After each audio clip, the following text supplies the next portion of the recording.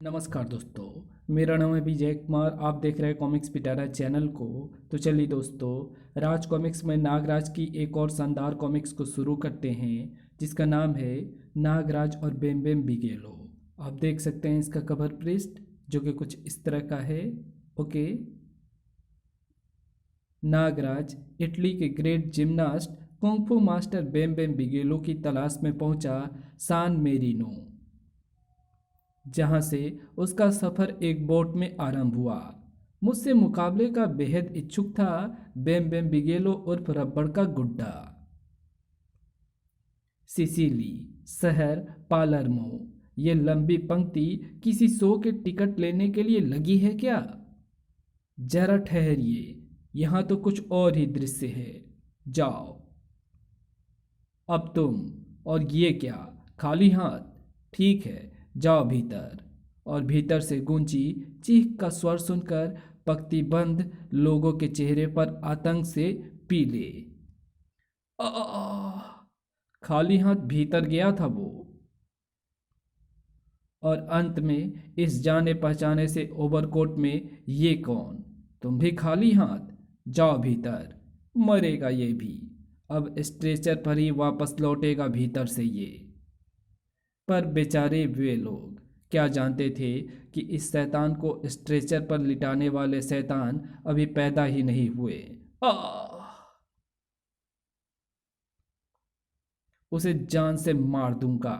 वो गार्ड शेर की तरह भीतर दाखिल हुआ, किंतु भीगी बिल्ली की तरह बाहर निकला। अरे, ये तो नागराज है। इस बक्से में वो धनराशि है जो आप लोगों ने इन्हें हफ्ते के रूप में दी थी। शहर के बीचों बीच अचानक दिखाई पड़े हंगामे के आसार। क्रिंच। तुम जैसी खूबसूरत युवती को इस प्रकार अकेली नहीं घूमना चाहिए। आउच! आह! कौन हो तुम? बचाओ! छोड़ दो मुझे! आह! बचाओ! भीड़ भरी सड़क पर उस घटना की कोई प्रतिक्रिया नहीं हुई, या प्रतिक्रिया हुई थी। बचाओ! सरप्रसी पर झूलता नागराज कहाँ जा रहा है? शहर से दूर बंदरगाह पर रुकी वो कार। शिप तैयार खड़ा है। जल्दी करो, इसे बेहोश ना करते तो बेकार ही हंगामा मचाती। चीफ, दो दो हमारा ही इंतजार कर रहा है। लड़की को लेकर वे धड़धड़ाते हुए शिप पर चढ़ गए, और शीघ्र ही जब वे वापस लौटे। इन्हें क्या हुआ सर? दो दो 30 सेकंड में ये बेहोश कैसे हो गए? सिर्फ 30 नहीं, सिर्फ 3 सेकंड में। आह! दो दो के गुंडों ने घेर लिया उसे। खत्म कर दो इसे, ये नागराज है। पहले मुझे इन सब का ही दिमाग ठिकाने लगाना होगा। तुझे इन सब के बाद देखूंगा दो दो। ठीक इसी पल चौंक पड़ा नागराज। इतनी फुर्ती से चाकू चला रहा है ये। अब तेज धार वाली उड़न तस्तरियां, तीर, बॉक्सर, लाफिंग गैस का इस्तेमाल कर रहे हैं ये। नागराज को ये बात समझने के लिए एक पल भी नहीं लगा। इन सबको जरूर किसी बड़े आपराधिक संस्थान में ट्रेन किया गया है। इन कमांडोज को अभी सबक सिखाता हूँ। साए सांप। अरे, ये खौफ स्टाइल कैसा लगा बच्चे? ये है फ्लाइंग स्टाइल। शीघ्र ही जाओ, तुम सब आजाद हो। इसे छोड़ना मत नागराज। ये दो दो है, बेम बेम बिगेलो का दायां हाथ। बिगेलो का दायां हाथ दो दो। नागराज, इसे हमारे हवाले कर दो। हाँ, इसे मैं तुम्हारे ही सुपुर्द कर रहा हूँ। दो दो का परिणाम देखने के लिए नागराज वहीं रुका रहा। तुम कौन हो? मैं जेनी हूँ नागराज, पेशे से पत्रकार। ये सीप हम सबको लेकर इटली से बाहर जा रहा था। दो दो हमारा सौदा कर चुका था। यहाँ आकर इन सब लड़कियों से ही मुझे पता चला कि दो दो अवैध ढंग से लड़कियों को जबरदस्ती अरब के शेखों के पास भेजता है। अगर तुम वक्त पर ना पहुंच जाते नागराज, तो ना जाने हमारा क्या होता। शैतान दो दो को उसकी करनी का फल मिल चुका है जेनी। काश मैं उस कमीने बेम बेम बिगेलो की लाश भी देख पाती नागराज। पूरे सिसिली शहर पर उसकी हुकूमत चलती है। बेम बेम बिगेलो के गुंडे स्थानीय दुकानदारों, व्यापारियों इत्यादि से हफ्ता वसूल करते थे, किंतु पकड़े जाने पर बिगोलो का नाम अपने जुबान पर लाने के स्थान पर वे मौत को गले लगाना अधिक उचित समझते हैं। हफ्ता ना दे पाने की स्थिति में उस व्यक्ति को मिलती है एक भयानक मौत। खच आ ओ, तो वे बिगोलो के गुंडे थे इटली में जिनसे मेरी पहली भिड़ंत हुई, जेनी ने आगे बताया। सिसली बीच पर उसका बिगोलो क्लब ऑफ आर्ट मार्शल चलता है, जहां युवकों को कराटे का प्रशिक्षण दिया जाता है। लेकिन दरअसल इस केंद्र की आड़ में बिगेलो का अपराध प्रशिक्षण केंद्र चल रहा है। उस आर्ट क्लब में प्रशिक्षण लेने वाले सभी खतरनाक गुंडे एवं मवाली हैं, और जहां जूल, क्रॉको, जॉनी और टोनी जैसे एक से बढ़कर एक खतरनाक प्रशिक्षक तैयार करते हैं प्रशिक्षित कमांडो, जिनकी इटली में दादो जैसे माफिया ग्रुपों में काफ़ी डिमांड रहती है। नागराज, क्या तुम बिगोलो का अंत नहीं करोगे?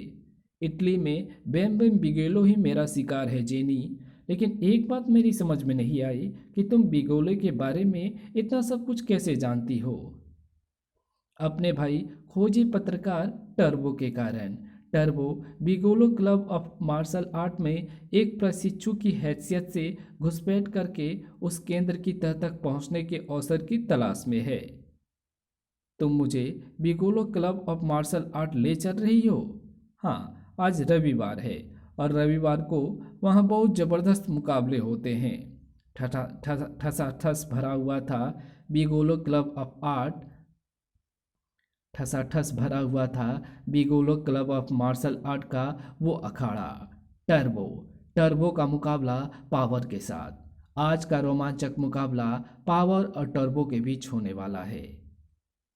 स्टेडियम में गूंज रही थी लाउड स्पीकर की कर्कश आवाज। पावर, जो मूली की तरह तोड़ देता है अपने दुश्मन की गर्दन। नागराज, टर्बो इसका मुकाबला नहीं कर पाएगा। तभी मुकाबला आरंभ हुआ। पावर की फुर्ती देखने लायक थी। तेरी गर्दन गाजर की तरह तोड़ दूंगा। टर्बो उसे छू भी नहीं पाया था। खटाक। टर्बो के लिए चिंतित जेन रुक ना सकी। पावर एक खूंखार खूनी है।